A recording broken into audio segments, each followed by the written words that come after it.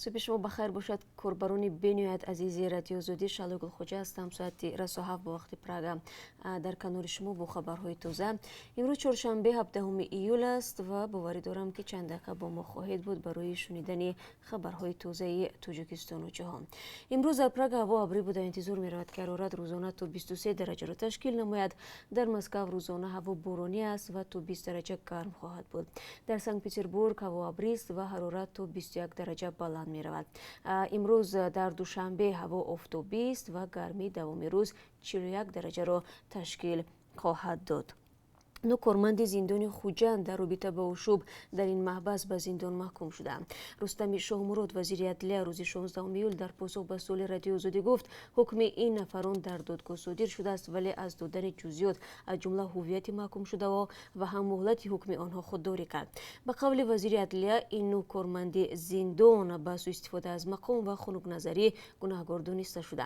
در کدکس جنایی تاجیکستان برای خنک نظری از پرداخت جریمه تا 5 سال زندان و برای سوء استفاده از وکالت‌های منصبی نیز تا 5 سال محبس پیش بینی شده است. رستم شاهمراد در ادامه درباره آشوب در زندان وحدت هم صحبت کرد و گفت که تفتیشات ادامه دارد و فعلا نسبت یگان کارمند زندان پرونده باز نشده است. آشوب در دو زندان تاجیکستان در یک سال اخیر که بیش از 50 زندانی و 5 کارمند زندان را کشته بر جای گذاشت. در نشست مطبوعاتی روز 16 ایول در دوشنبه بحث گرم میان روزنامه‌نگاران و وزیر عدلیه ایجاد کرد. وزیر عدلیه تاکید نمود که مشکل اصلی محبس‌های تاجیکستان این ضرورت بناهای نو موثر می باشد. دوستان کلی تاجیکستان به نمایش گذاشتن بدن اوریان مهاجران تاجیک را عمل غیر انسانی خوانده از همتایان روسش خواسته است قضیه را تحقیق و نسبت کارمندان حفظ حقوق بدرفتار چاره-اندیشی کنند.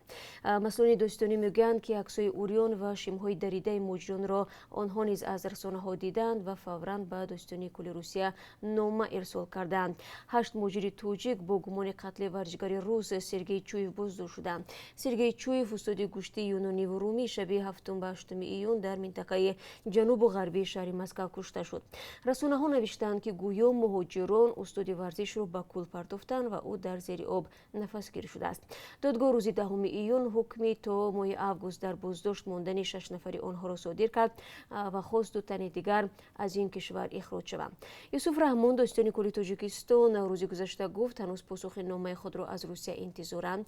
مقامات تاجیک میگویند تحقیق این قضیه از سوی مقامات انتظامی روسیه ادامه دارد. یکی از پیوندان جوانان بازداشت شده که از روسیه با رادیو زودی صحبت میکرد گفت حالا 3 ادوکات روس از حق آنها حمایت میکند و خود جوانان میخواهند تحقیق حادثه عادلانه صورت بگیرد. این هم صحبت رادیو زودی میگوید حالا جوانان تاجیک گمانبر در کشتار ورزشکار روس انتظاری نتیجه تشخیصی طبی و دادگاهی هستند. قرار است که خلاصه این تشخیص آینده نزدیک اعلان شود. تحلیلگران تاجیک میگویند که جانب تاجیکستان در چنین حالت‌ها هرچه زودتر نوتای اعتراضی باید فرستاد و نباید انتظاری پاسخ بنشیند. از این پیشتر هم محمد سعید عبیداللهیف رئیس مجلس ملی تاجیکستان به بازداشت مهاجران تاجیک و نشر عکس‌های تحقیرآمیز آنها در روسیه واکنش کرده بود. شام دیروز نجات بخشان از داخل آب دوشنبه در حدود بازار سلطان کبیر جسد دختر جوانی را بیرون آوردند. به اطلاع قسم نوبتداری کمیته حالتهای فوق‌العاده این دختر حادثه تبر وی 17 ساله بوده به باور مقامات او خودکشی کرده است. به اطلاع رسمی این زن خود را تخمینا ساعت 18:30 از پل نزد نشریات شرقی آزاد به آب پرتافته جسد او را از نزدیکی پل بازار سلطان کبیر بیرون آوردند. وی ساکن نوای فردوسی شهر دوشنبه بوده است. گفت حادثه تحقیق می شود. خودکشی دختران و زنان در تاجیکستان نو نیست و در حالتهای زیاد خشونت خانوادگی سبب اصلی قصد جان خود کردن آنها می شود. مثلا تنها در 9 ماه سال 2018 به اطلاع رسمی بیش از 440 نفر در تاجیکستان دست به خودکشی زدند که بیش از 200 نفر آنها زن و 40 نفرشان دختران نابالغ بودند. منابع رسمی میگویند اکثر این افراد به سبب مشکلات خانوادگی، بیماری روانی و سختی‌های زندگی به حیاتشان خاتمه دادند. ضمناً مقامات انتظامی در ولایت ختلان مردی را با اتهام به خودکشی رساندن عروسی 18 ساله خانواده بازداشت کردند. امام زبیرов ساکن 64 ساله دهه زرنیساری ناحیه جیهون را به آن متهم میکنند که با تحقیر و دشنامی زیاد سبب از جانش بیزار شدن گلبهار فرامرزوه شده است. نصرالله محمودزاده دوستان ولایت ختلان به رادیو زاده گفت به ضد امام زبیرov با اتهام به خودکشی رساندن پرونده جنایتی آغاز شده است. برای این جنایت یعنی تو به خودکشی رساندن انسان در تاجیکستان جزای محرومیت از آزادی از 5 تا 8 سال مقرر شده است. گلبهار فرامرزوه را روز 15 اپریل در انبار خانه شوهرش آویخته پیدا کردند. امام علی فرامرزوف امک گلبهار به رادیو زاده گفت که برادرزاده‌اش همیشه از ظلم خسور شکایت میکرد و والدان توصیه میدادند که برای از هم نپاشیدن عائله به خانه شوهرش برگردد.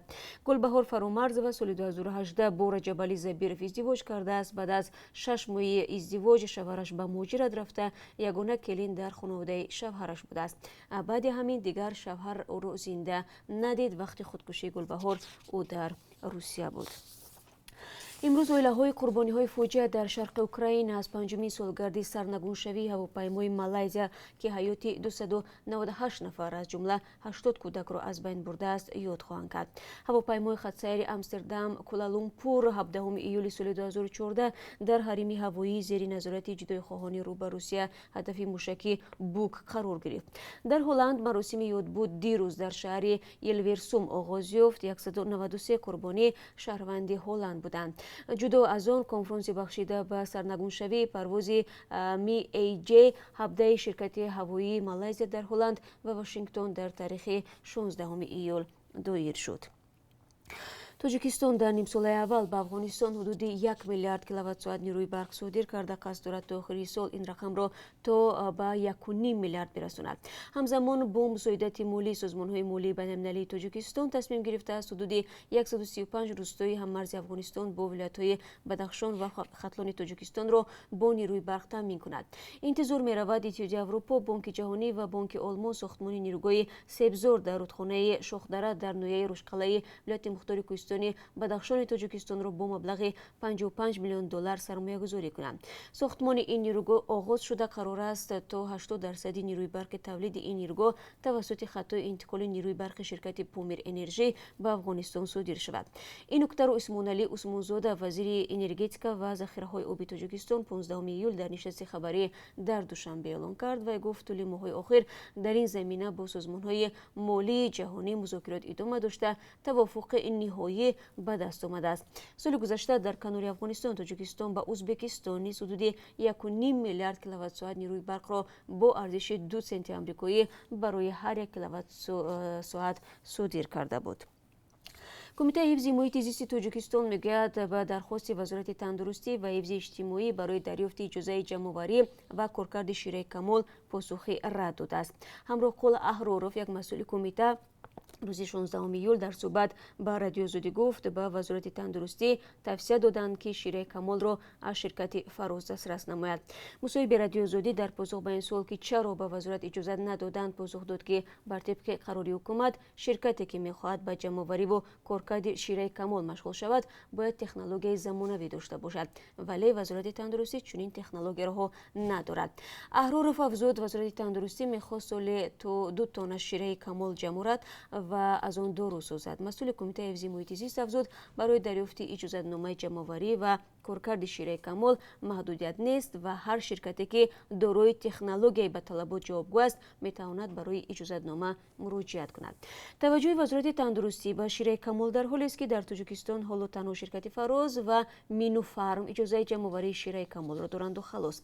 شیره کمال از رستنی‌های شفابخش است که برای استحصال داروهای گوناگون استفاده می‌شود و در بازارهای جهانی طلبات زیاد و قیمت بلند دارد. شرکت فراز از بزرگترین شرکت‌ها در توجیکستان به حساب می‌رود که تجارتش چندین ساحه را در بر می‌گیرد. ژورنالیستان مرکزی تحقیقات فساد و جنایت‌های متشکلانه در یک گزارش در ماه ایون سال 2018 گفتند شرکت فراز متعلق به شمسلو صایبوف داماد رئیس جمهوری توجیکستان بوده، یک شرکت مونوپولیست و در بازار توجیکستان که نظارت بسیار ساحه‌های سردرآمد کشور را در اختیار دارد، ولی در منبع‌های باز رسمی نام او به حیث رهبر فراز ذکر نمی شود. خود شرکت به این گزارش واکنشی نکرده است.